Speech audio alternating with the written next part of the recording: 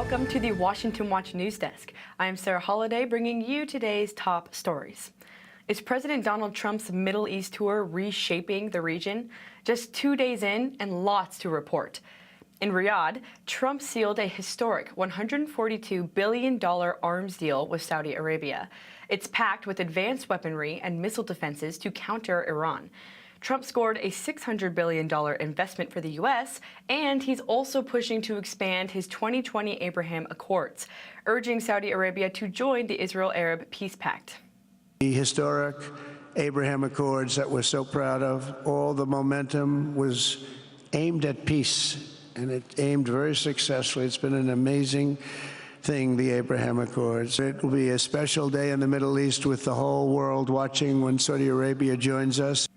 Saudi leaders say they won't join until the Gaza conflict is resolved. Alongside these negotiations, the president also lifted all U.S. sanctions on Syria, urging their new leader to join the accords as well.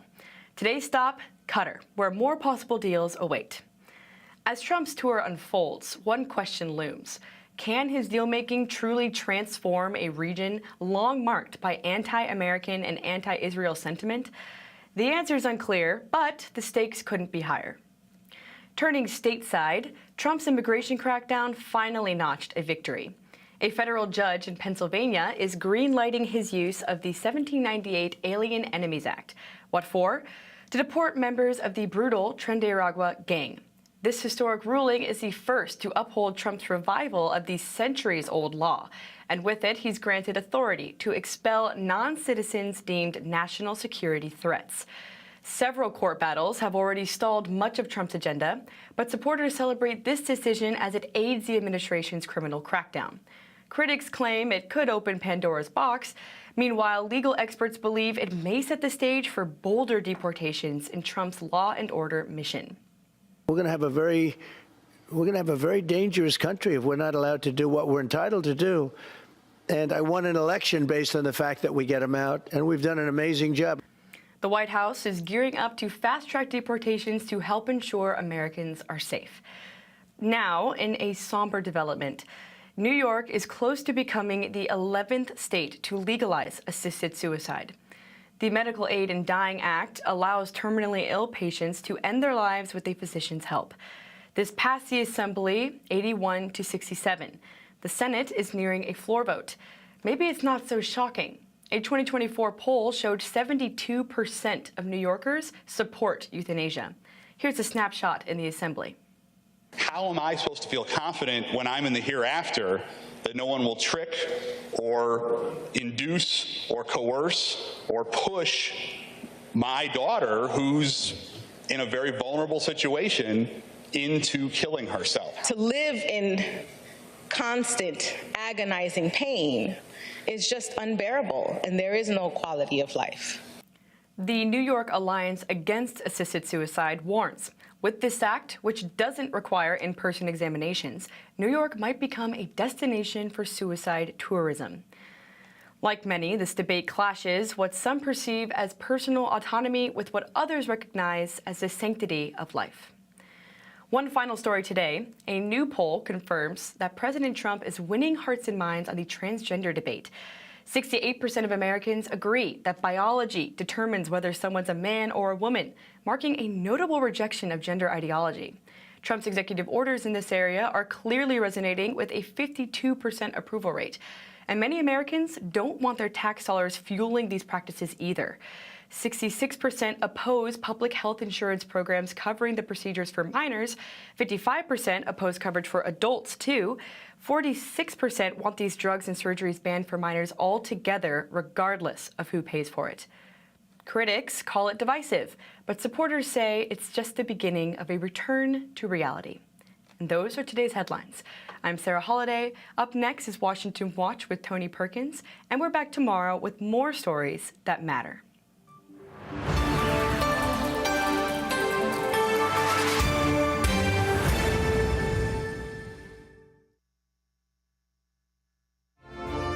From the heart of our nation's capital in Washington, D.C., bringing compelling interviews, insightful analysis, taking you beyond the headlines and sound bites into conversations with our nation's leaders and newsmakers, all from a biblical worldview.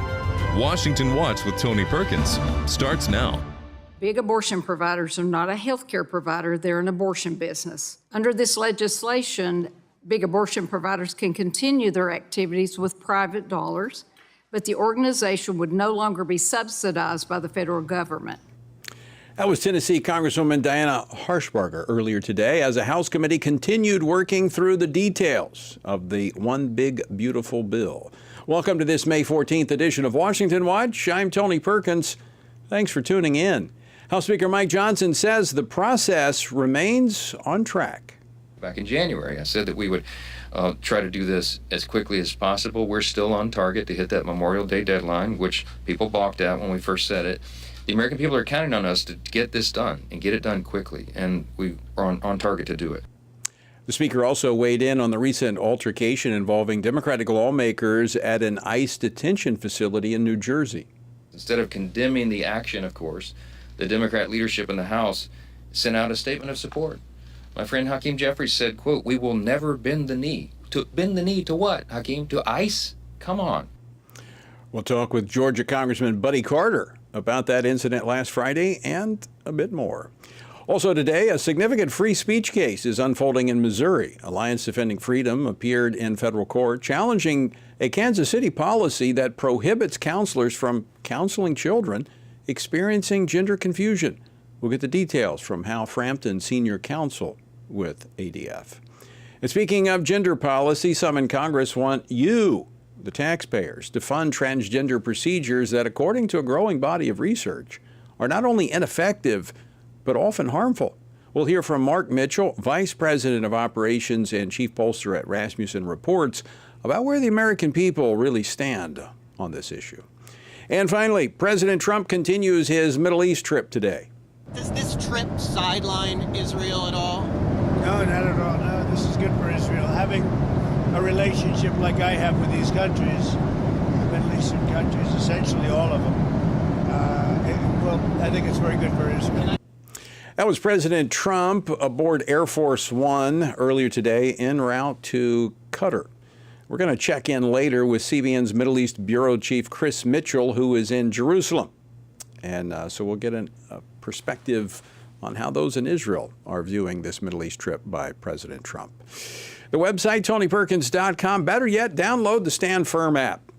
Have you got the Stand Firm app? If not, you can get it at the App Store or text app, APP, to 67742, and I'll send you a link. On the Stand Firm app, not only can you watch Washington Watch no matter where you go, you'll have access to FRC's biblical commentary and news, the Washington Stand, as well as my daily devotional, Stand on the Word. All that can be found on the Stand Firm app. Well, as the debate over the One Big Beautiful Budget Reconciliation Bill continues, some focus has shifted to cutting taxpayer-funded abortion and so-called gender transition surgeries on minors. The House Energy and Commerce Committee's portion of the bill includes language that would put the family first agenda into law. But how is this being received, and what are Republicans doing to pass it, and is it going to be strong enough? Here to discuss this, Congressman Buddy Carter, who is on the House Energy and Commerce Committee as well as the House Budget Committee. He represents the 1st Congressional District of Georgia. Congressman Carter, welcome back to Washington Watch. Thanks for joining us.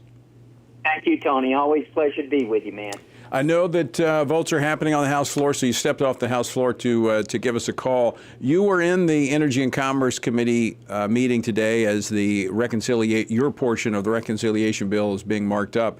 What are we looking at right now as it pertains to government taxpayers, I should say, taxpayers subsidizing big abortion operations like Planned Parenthood, and this issue of gender transition surgeries and hormone treatments? Well, first of all, Tony, it is, 5:10 right now. We just finished at 4:30, 26 and a half hours that we worked on this straight through. We were in all night last night, and I am very proud of the product that we put out in the Energy and Commerce Committee. It is really good. What we did was we improved one of the most important programs in our government, and that is Medicaid, which is for the least vulnerable, the most vulnerable patients in our society, and we improved it. We banned gender transition funding in Medicaid. It's not going to happen. Taxpayers' dollars shouldn't be used to fund child abuse, and gender transition is child abuse. And we've always been for you. You know, Democrats, they're for they, them. Republicans, we are for you. And we're not going to allow this to happen. I was very proud we had it in there. We also abandoned abortion funding in Medicaid. Taxpayers' dollars shouldn't be going to organizations that provide abortion services. It's as easy as that. I mean, and we did that in this bill. Now we're going to be sending it to the Budget Committee, which I also serve on. So I'll get a second shot at it, and we're going to put it all together in the Budget Committee, take all the committees that have done their work, and we're going to put it together in the budget resolution. Now, you've also, through the reconciliation, added some, beyond eliminating the bad stuff that attacks the family, we're seeing some improvements being made in policy that actually supports the family. Absolutely. There are improvements that are going to support the family, and certainly, these are examples of how we can improve the family, but there are other examples as well. We put a number of things in this bill. Again, what we're trying to do, we have community involvement. The Democrats, they want to call it work requirements. It's not work requirements. It's community involvement. We want to help people step up and get off of Medicaid and get on to another insurance. And that's important, because if we've got an able-bodied adult that is that's not doing anything except getting Medicaid, not working, not volunteering, not doing anything, that's not what Medicaid is for. And we're trying to transition those people. So we've got the community involvement in there, and you can work up to 20 hours a week, and it can be volunteer work, or you can get a job working 20 hours a week. But that's going to be a requirement now. That's going to be a requirement for you to be on the Medicaid program if you are able-bodied. Now, if you got children, or you're taking care of a parent or a child, no, you don't. You will be exempt from it. There are exemptions in there. Well, but if you're able-bodied. I mean, this sounds like one of those common sense policies. I mean, nobody should be just sitting there on the couch having everything taken care of because they don't want to go out and work. Let me ask you this question. Let's go back to the funding of organizations like Planned Parenthood. It's not just Planned Parenthood, but it's other organizations that would fund abortion. There were some Republicans last week who said they couldn't support the reconciliation bill if that prohibition against taxpayer dollars going to abortion organizations was in there. Are we going to be able to get the Republicans on board with this? I certainly hope so. And the Speaker and leadership warned us early on, don't draw any red lines. Don't say in the media, I can't vote for it if it's got this in it. Don't paint yourself into a corner. There are things in this reconciliation package that I'm not necessarily going to like and that I would like to change. Right. But you have to look at it in its totality. And you have to understand just how important it is. How important it is we get this done. If we don't get it done, 88% of Americans will be looking at the highest tax increase, the largest tax increase they've ever had. We've got to get this done. And I'm very proud of the work, as I said earlier, that we've done in the Energy and Commerce Committee. We've put out a great product. Well, I think people need to understand that, all right, we're talking about 220 Republicans, and they come from a variety of districts, backgrounds, and ideological makeups. And so reaching consensus is a part of the legislative process. But what's often with the majority is when you've got, 205 of the 220 that are all lined up saying, this is something we've worked on for decades to defund Planned Parenthood, then the other 15 ought to come along. for the good of not just the party, but for the country, because this is something that taxpayers have said over and over. Planned Parenthood should not be getting $800 million a year in taxpayer money to take the lives of 400,000 babies. They should not be getting 1 red cent a year. They should not be getting anything. But to your point, Tony, and it is a good point, ours is a big tent.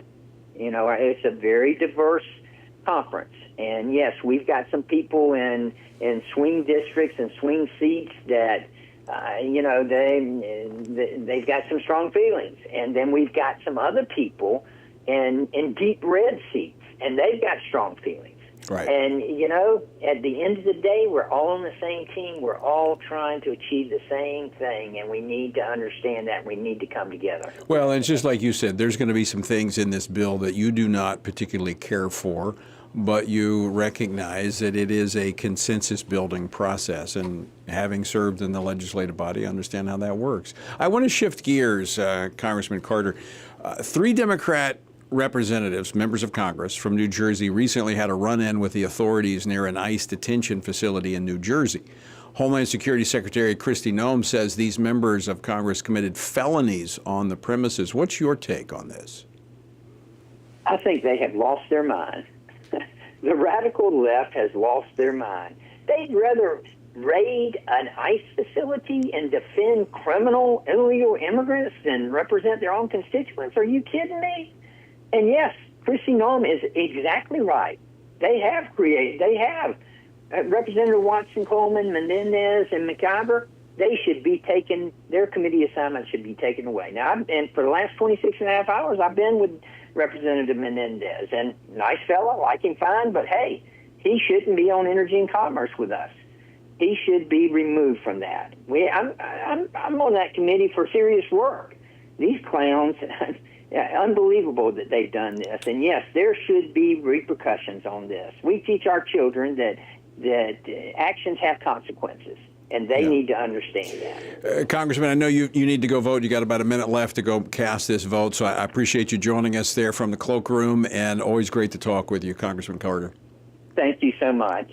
That was Congressman Buddy Carter of Georgia. I want to pull in very quickly Kana Gonzalez, who is our Director of Government Affairs, just with some action items on this to kind of wrap up as we go into this break. Kana, thanks for joining us. All right, you heard Congressman Carter. What are the action items folks need to take? Yeah, this bill is far from being finalized. This is just the first step of several that it needs to clear in the next few weeks. And right now, people can go to frcaction.org/defund or tonyperkins.com and find the link to weigh in with Congress and make sure that these provisions that we just talked about, defunding big abortion, defunding gender transition procedures across the board, not just on minors, are strengthened and retained in the bill as it heads through the House and over to the Senate. All right, folks, you could do that. You can also text Congress to 67742. That's Congress to 67742, and I'll send you a link. Kana, thanks so much for jumping in here and giving us those action items. Really grateful for people who take action.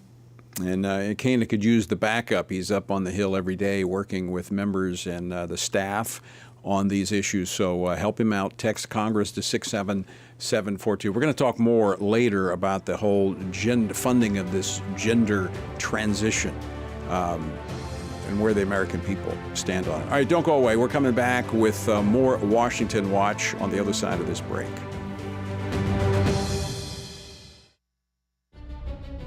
In a time when Washington seems clouded by compromise, a bold group of lawmakers are standing firm in defense of the values which our nation was built upon. At FRC Action's 100% Awards, 171 members of Congress were honored for voting 100% in line with policies that promote faith, family, and freedom. Faith and family made our country, it's the foundation that made our country not only great, but good. The values that make America, faith, family, hard work, personal responsibility. I mean, that to me is the heart of FRC, and grateful for everything that they do. It's very important for us to have organizations such as FRC. First of all, I think it keeps us grounded, in addition to which the issues that you champion are issues that we should all be championing. FRC is very, very good at honing in on those things that really affect Christians' lives. Also, working with members of Congress, too, to make sure that those values are instilled in the legislation that we create. Having the Family Research Council to guide us is critically important to being able to do the right thing consistently. These lawmakers have drawn the line, not just in policy, but in principle. This is more than politics. This is conviction in action. Visit frcaction.org for more information on how you too can make a difference.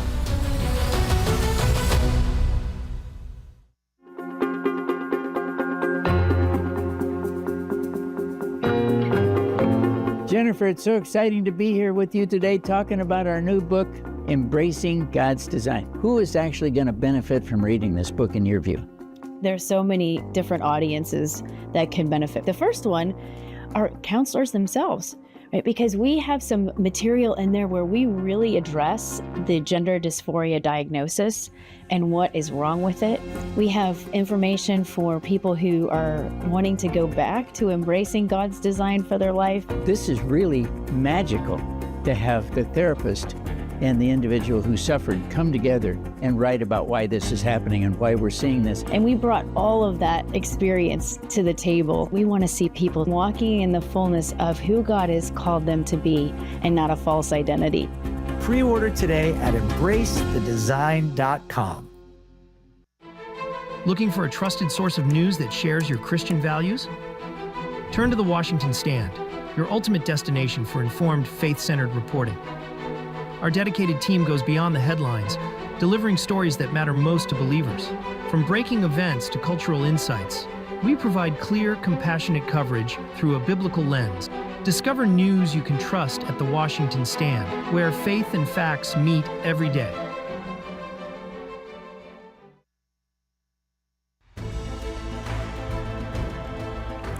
Welcome back to Washington Watch. Again, text Congress to 67742. That's Congress to 67742, and you can weigh in on these issues. In fact, it's really helpful if you'll just get the Stand Firm app. We can have push notifications so when things like this come up, and you want to be involved, because as I've said before, our republic was not made for spectators. It was made for participants. So best thing to do, get the Stand Firm app, get the push notifications. We'll have your zip code so we know when your member of Congress needs to be, well, you need to reach out and touch them. But for now, text the word Congress to 67742, and I'll send you a link. All right, earlier today, licensed counselors from Kansas City and Jackson County, Missouri, had their day in court challenging a troubling local ordinance that is essentially a ban on counseling that does not push children to reject biological reality. And we're seeing this across in different places of the country, different parts of the country. It's a little surprising it's in Missouri, but it's there. Missouri Attorney General Andrew Bailey, a frequent guest on the program, also joined the lawsuit as a co-plaintiff to protect the freedoms of other Missourians impacted by these ordinances. So what did the oral arguments look like in court today? Well, joining me now to share what happened is Hal Frampton, Senior Counsel at Alliance Defending Freedom and Director of their Center for Conscience Initiatives. He has been deeply involved throughout the proceedings of this case. Hal, welcome to Washington Watch. Thanks for joining us. Thank you, Tony. Great to be here. Okay, let's jump right into this. How did the oral arguments go today? They went well. They were very lengthy. The court was very engaged, asked very good questions of both sides, and we are hopeful that that right and truth will prevail and that the counselors' freedom to counsel people in accordance with their conscience will be upheld. So this is basically the city putting in a gag rule saying that there's certain things you can't say. If someone comes to you with gender dysphoria, you can't counsel them that there's other options. That's exactly right. It's censorship, pure and simple. It is the government putting its thumb on the scale and saying that in a private counseling conversation between a counselor and a willing client looking to find a way through their gender confusion, the counselor cannot say, well, there are actually ways that you can develop comfort with your natal sex. As we know, the overwhelming majority of children with these concerns will do if they're given the chance to. Government putting its thumb on the scale and saying, you can't say that. But how? This is, it's absurd, because we're talking about counseling, we're talking about having conversations, we're talking about just helping people go back to the source of possibly conflict, because we know from most cases there's some point of crisis, conflict that they could possibly work through. In most cases they do, but rather they would have them go down a path of taking hormones or surgeries that are irreversible. Yes, and that's what's so disturbing about it, is that we know that there are essentially two paths here. There's path one, where a counselor helps a child through their confusion, has open and honest conversations with them, and the child develops comfort with their natal sex. That's one path. The second path, and the one that Kansas City is essentially forcing counselors to send kids down, is the path towards medicalized transition and dangerous drugs and surgeries that we know in the end do not actually make people happier and carry inordinate risks. And most times irreversible. Absolutely. Most of those interventions are indeed irreversible. They can lead to a person being a patient for life, becoming sterile, and having a lifetime of regret. Okay, so how are people harmed by having conversations about things in the past that may have created this dissidence within them about their sexual identity? Well, they're not, and that's one of the falsehoods that we have to deal with in these cases, is the lie that if you just have a conversation about this will somehow harm the child, or they'll do something to themselves or something. And the research simply doesn't bear that out.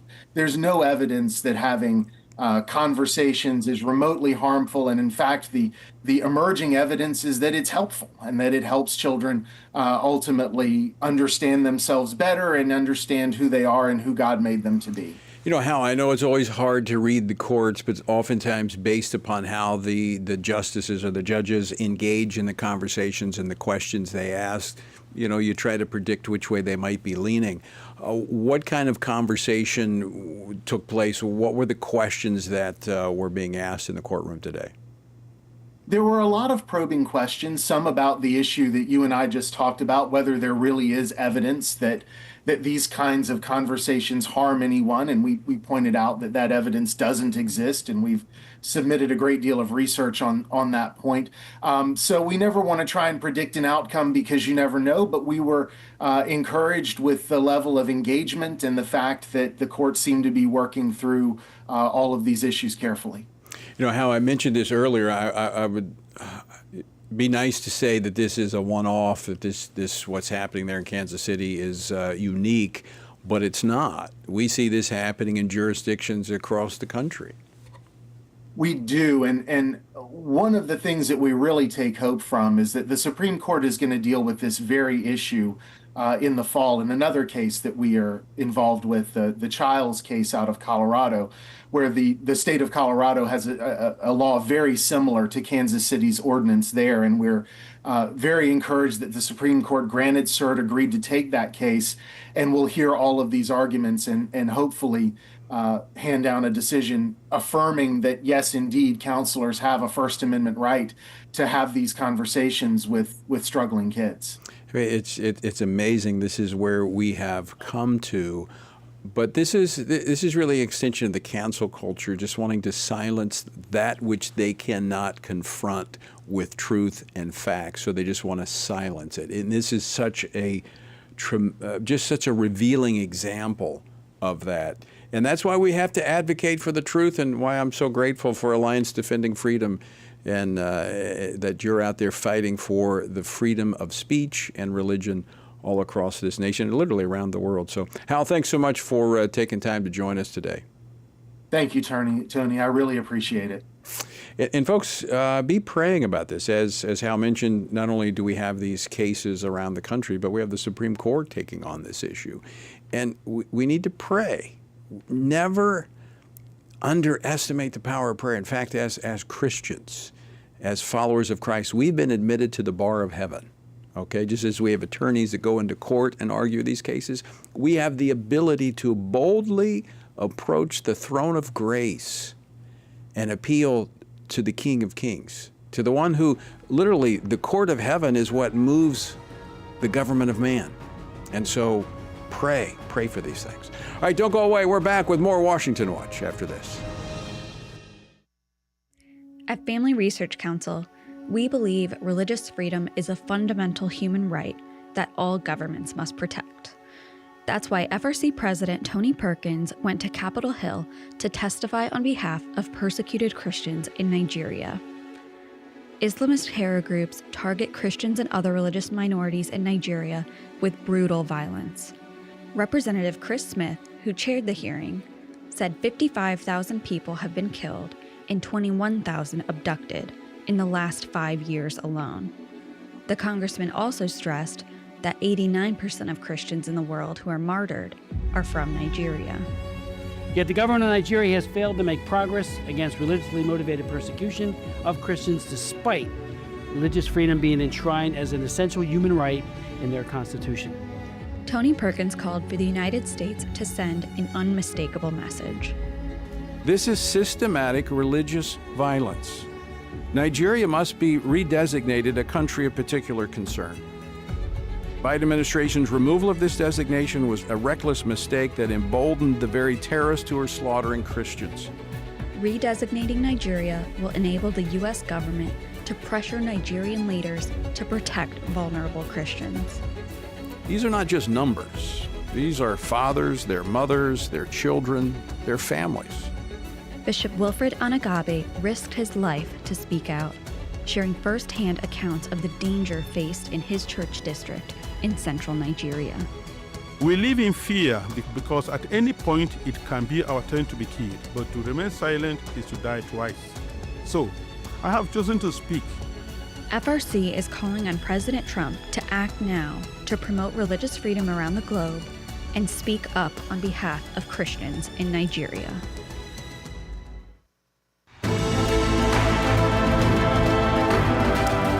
Welcome back to Washington Watch. Thanks for tuning in. All right, as congressional Republicans hammer out the bills to fund the federal government, they have a chance to end taxpayer funding of abortion providers and so-called gender transition procedures. This is happening as we speak. So I want to encourage you to send a message to your member of Congress and your senators. Text the word Congress to 67742. That's Congress to 67742, and I'll send you a link so that you can communicate with them. All right, and one of the things that's happening right now, and this really shouldn't be a debate, quite frankly, and that is whether taxpayer dollars should fund transgender surgeries and hormone treatments. That it's in the reconciliation bill. Right now, they've cut off funding for minors, but there's still money in there that would fund these experimental drugs and surgeries. I mean, this should be a non-issue for Republicans. Why? Well, why allocate scarce federal resources to procedures that, according to a growing number of studies, are often ineffective and in many cases harmful? And second, while public opinion shouldn't be the final determinant, recent polling shows that a majority of Americans oppose using taxpayer money to fund gender transition interventions. Here to unpack the latest data is Mark Mitchell, Vice President of Operations and Chief Pollster at Rasmussen Reports. Mark, welcome back to Washington Watch. Thanks for joining us. Great to be here, and what a topic. The Republicans in Congress, they need to get a lot more brave on things. I 100% believe, yeah. Mark, wasn't this a major issue in the last election?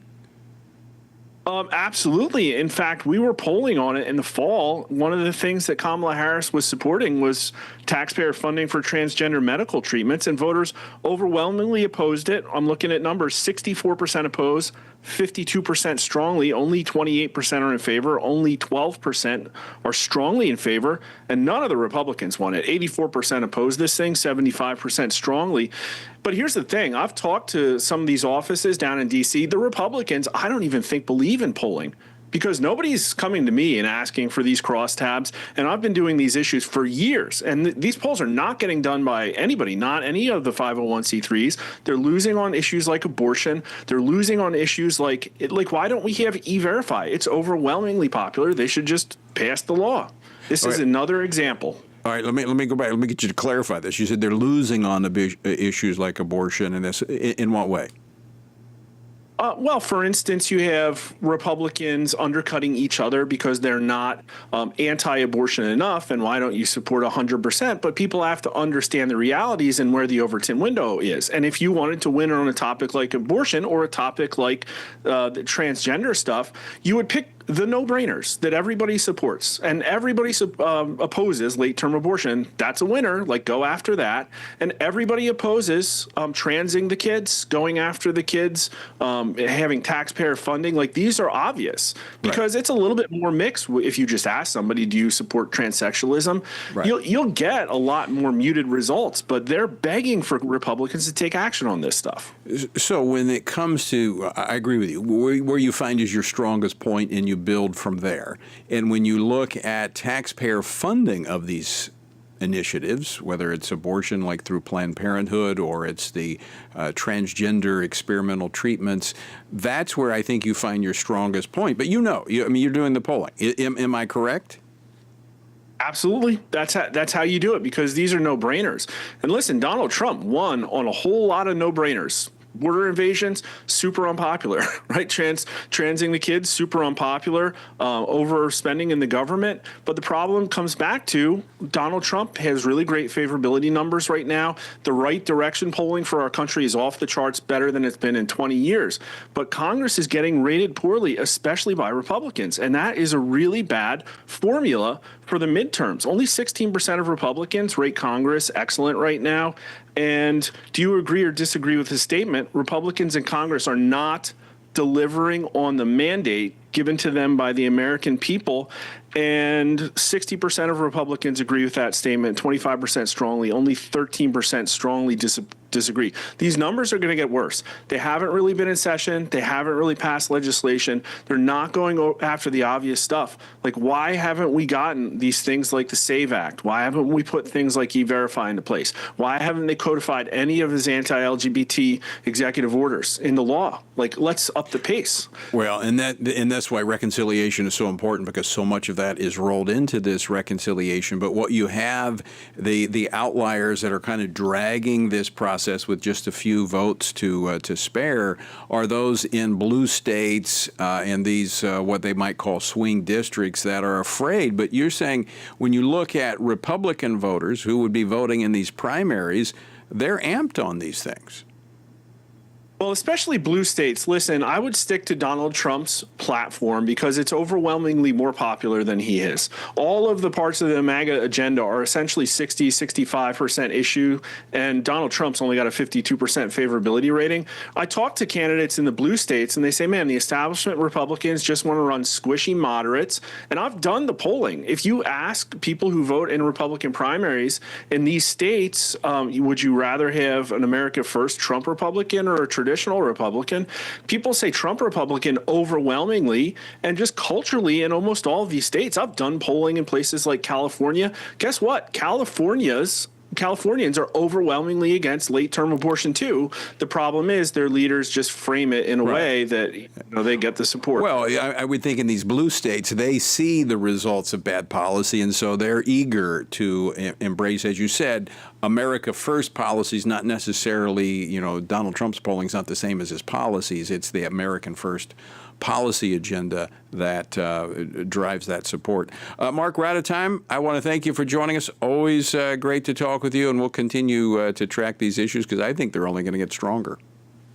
Yeah, thanks to be here. Thanks for bringing me here, Tony. Appreciate it. All right, Mark Mitchell with Rasmussen Reports. These are no-brainer issues. They're common sense issues, and I think that's why people are embracing them. All right, don't go away. We're back with more after this. Family Research Council is committed to advancing faith, family, and freedom from the East Coast to the West. So FRC is going to Southern California for this year's Pray, Vote, Stand Summit, October 17th and 18th at Calvary Chapel, Chino Hills. Join us for this powerful gathering of Christians desiring cultural renewal and spiritual revival. The Pray, Vote, Stand Summit brings together Christian leaders, issue experts, and government officials for a time of prayer, inspiration, and action. Together, we will seek God's guidance for our nation and engage in meaningful discussions on the intersection of faith, government, and culture. If the spiritual foundations and the cultural walls of our nation are to be rebuilt, we all have a role to play. May we each find our place on the wall as we build for biblical truth. Register now at prayvotestand.org. That's prayvotestand.org. What is God's role in government? What does the separation of church and state really mean? And how does morality shape a nation? President John Adams said our Constitution was made only for moral and religious people. It is wholly inadequate to the government of any other. Join Family Research Council for God and Government, a powerful 13-part series that equips you with biblical truth to engage in today's most pressing debates. From the 10 Commandments in classrooms to the immigration crisis of America, we'll uncover the foundations of our nation's history and why it's relevant for today. Defend God's plan for government, because faith and freedom were never meant to be separate. New episodes available each Monday. To view the series on the Stand Firm app, text COURSE to 67742. How should Christians think about the thorny issues shaping our culture? How should Christians address deceitful ideas like transgenderism, critical theory, or assisted suicide?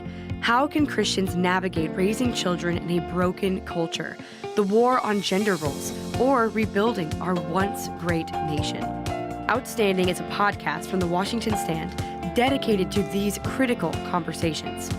Outstanding seeks to tear down what our corrupt culture lifts up with an aim to take every thought and every idea captive to the obedience of Christ. Whether policies or partisan politics, whether conflict in America or conflict abroad, join us and our guests as we examine the headlines through the lens of Scripture and explore how Christians can faithfully exalt Christ in all of life. Follow Outstanding on your favorite podcast app and look for new episodes each week.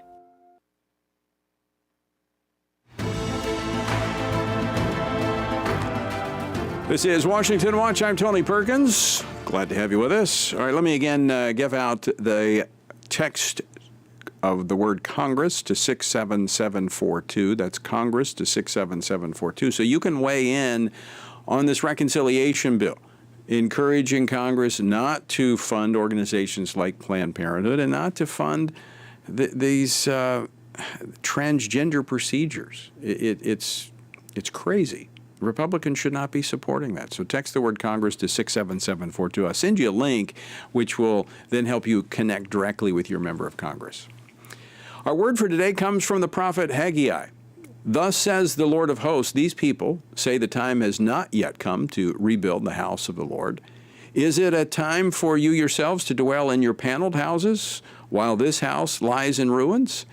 Misplaced priorities. The people who had returned from exile to rebuild God's temple had become preoccupied with their own comfort and prosperity. They abandoned the very mission that they had willingly embraced when they left Babylon. But their misplaced focus came at a cost. Look at verse 5. Now therefore, thus says the Lord of hosts, consider your ways. You have sown much and harvested little. You earn wages to put them in a bag with holes. Now, here's a truth found throughout Scripture. Whatever God calls us to, Satan will try to pull us away from. If we don't recognize and resist that tactic, we risk falling into the same trap the exiles did. Busy lives, empty results. Let's keep God's priorities first and stay faithful to the mission He's given us. To find out more about our journey through the Bible, text Bible to 67742. President Donald Trump's trip through the Middle East continues. Following his speech in Riyadh yesterday, he met with Ahmad al-Sharaa, the interim president of Syria. According to reports, President Trump urged the Syrian leaders to join the Abraham Accords as a step toward normalizing relations with Israel. And he called on him to reject support for terrorism, from neighboring regimes. Meanwhile, our friends in Israel are closely monitoring these developments, especially as missile attacks from Yemen continued to escalate. Joining me now with the latest on these unfolding events is Chris Mitchell. He joins us from Jerusalem. He is the Middle East Bureau Chief for CBN News. Chris, welcome back to Washington Watch. Great to be with you again, Tony. And speaking of those missile attacks, I would say there was one this morning at 7:30, one last night about 6:30. There were sirens here in Jerusalem, so it's a very real thing for us here in the city.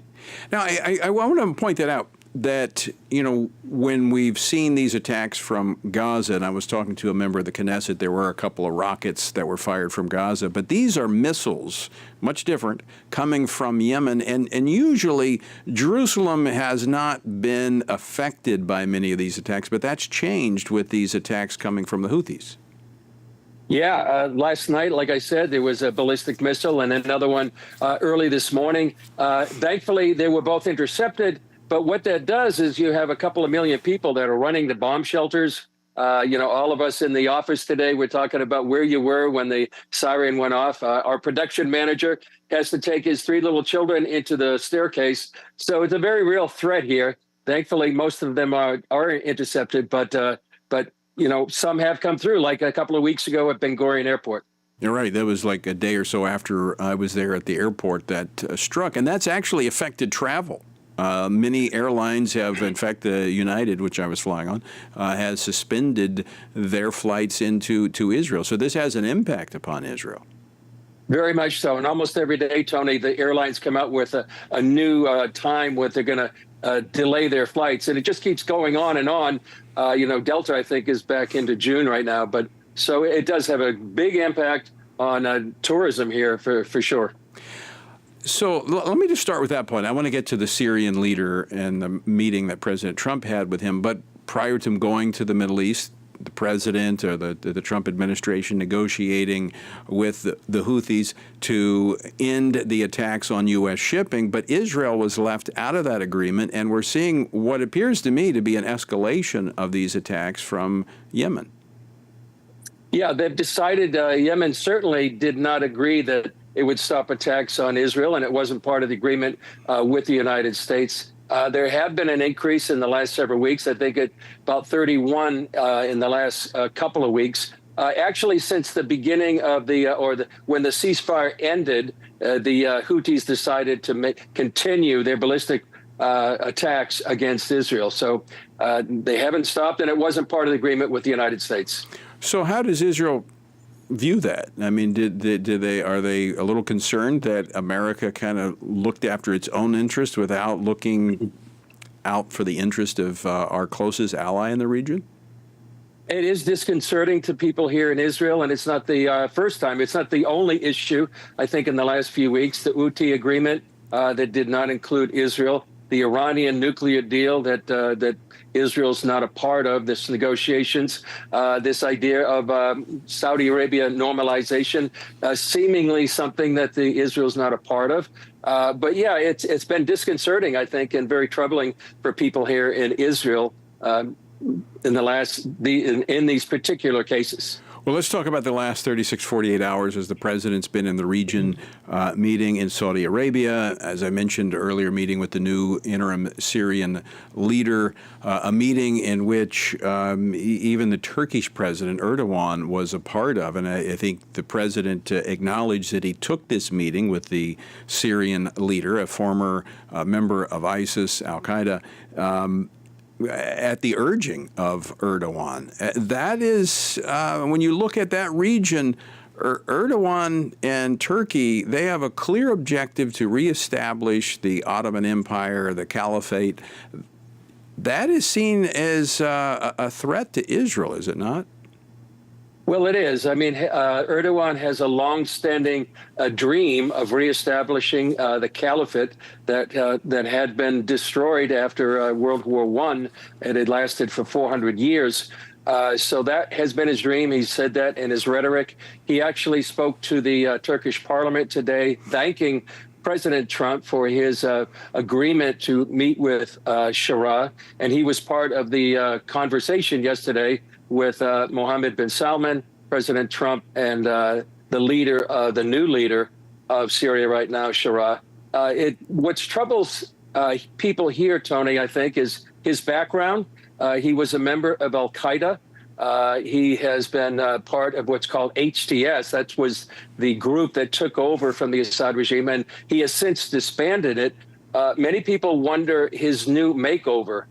He's no longer, dressed in fatigues, but he's dressed in a suit, and he's appealing to Western countries. He was visited French President Macron just a few days ago, and the concern is that he will establish another Islamic regime. I just talked to a man named Dr. Kamal Sido. He's a human rights activist. He's Kurdish. He was born in Syria, but he lives now in Germany. He just spent a lot of time in Syria right now talking to a lot of minorities, including Druze and Kurds, Christians. And what they were telling him is they're concerned this might be an Islamic regime, a concern that these minorities would be at risk, particularly Christians would be at risk, and that there would be an attempt to either persecute or pressure people to convert to Islam.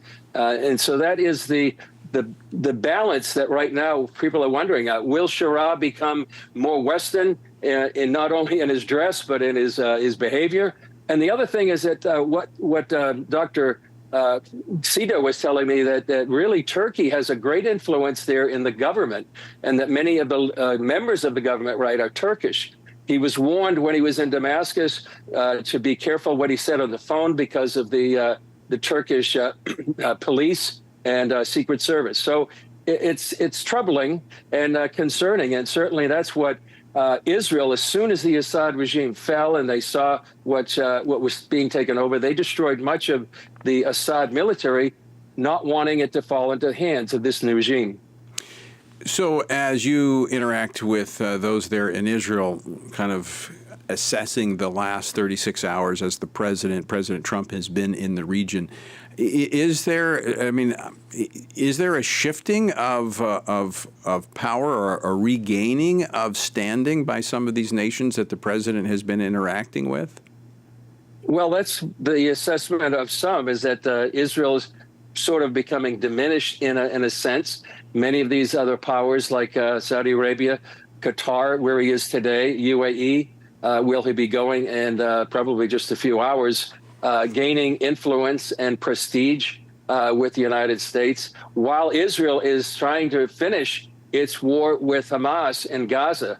Right now, they're on the cusp of perhaps a large offensive and operation that will finally bring an end to the war, defeat Hamas, and hopefully bring back all the hostages. So it does seem like there has been a bit of a shift here in the region because of what's going on. Thankfully, people are saying they were concerned that there would be a sense of establishing a Palestinian state there in Riyadh. That didn't happen. But certainly there's a feeling of a shift going on right now here in the region. Well, my sources there in Israel have told me that the president assured the prime minister that there would not be the proposal of a Palestinian state on this trip, and that was kind of a red line. The president has, in all of his conversations, Saudi Arabia, with Syria, encouraged and used his influence to get these other countries to join the Abraham Accords and normalize relationships with Israel. That has to be somewhat reassuring to those there in Israel.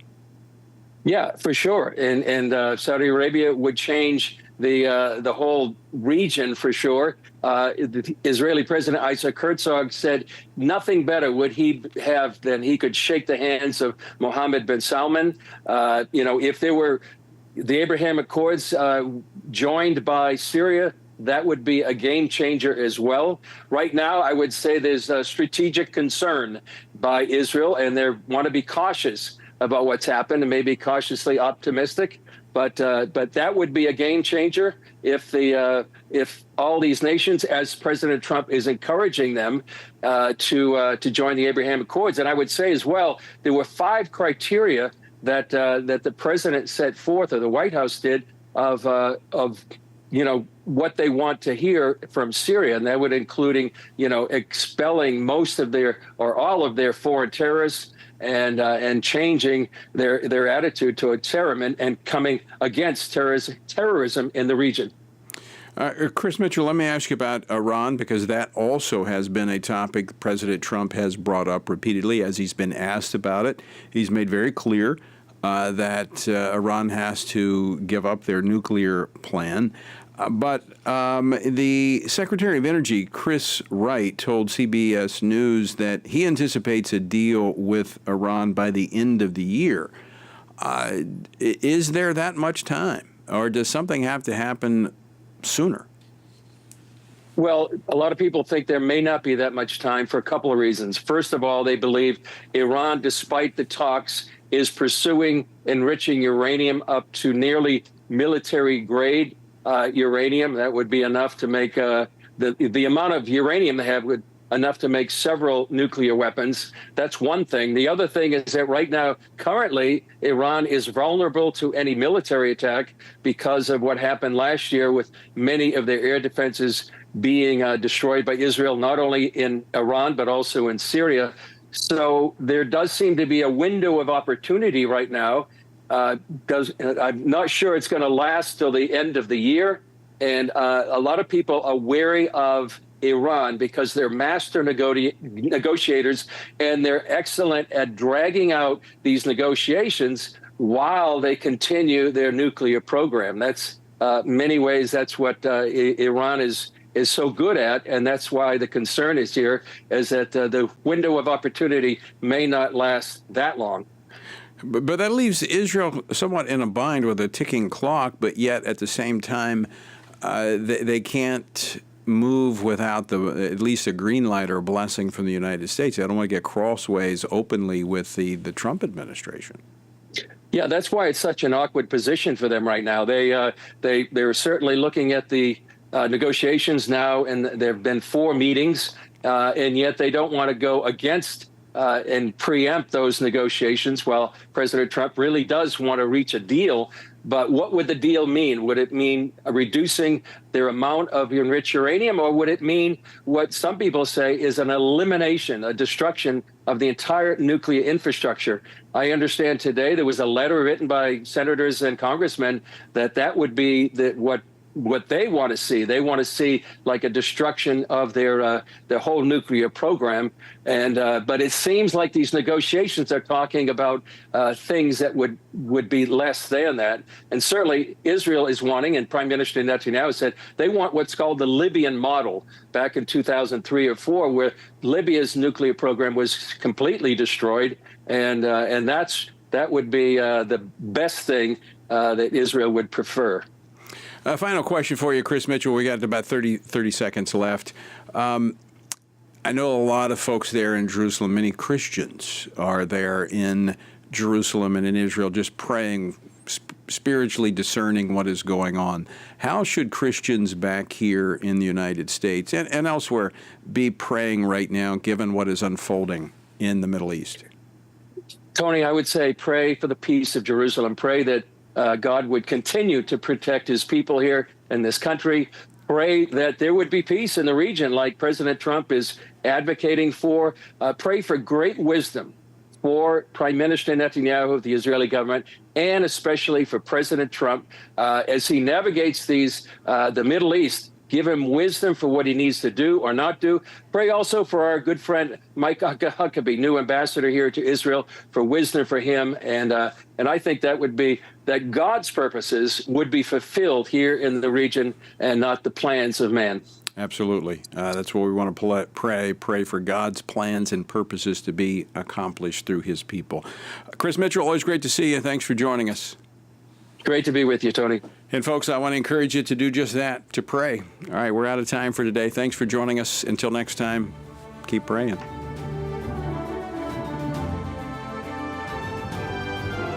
Washington Watch with Tony Perkins is brought to you by Family Research Council and is entirely listener-supported. Portions of the show discussing candidates are brought to you by Family Research Council Action. For more information on anything you heard today, or to find out how you can partner with us in our ongoing efforts to promote faith, family, and freedom, Visit TonyPerkins.com.